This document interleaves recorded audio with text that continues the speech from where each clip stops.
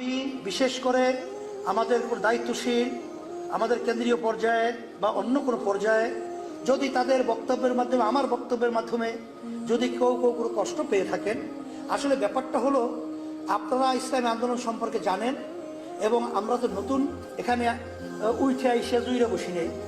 এই কাজ করতে গেলে মাঠে ময়দানে কিছু ভুল হতেই পারে, কিছু বক্তব্যের ভিতরে বিতর্ক জন্ম হতেই পারে। এই জন্য বিশেষ করে আমি ক্ষমা প্রার্থী। আমি জাতির কাছে সকলের কাছে আমি বিশেষ করি আমি বলবো, আপনারা আমাদের কোনো কথায় কষ্ট পেয়ে থাকলে আল্লাহর কাছে আমাদেরকে মাফ করে দেবেন। আর সাথে সাথে আপনাদের উদাত্ত আহ্বান জানাচ্ছি, আপনারা আসেন ইসলামের পক্ষে, দেশ গড়ার পক্ষে, মানবতার পক্ষে আমরা বিচ্ছিন্ন না থেকে আমরা সবাই একত্রিত হয়ে কাঁধে কাঁধ মিলিয়ে সুন্দর দেশ, কল্যাণকর রাষ্ট্র, ইসলামের পক্ষে আমরা একটা পরিবেশ তৈরি করতে পারি। আল্লাহ তৌফিক আমাদেরকে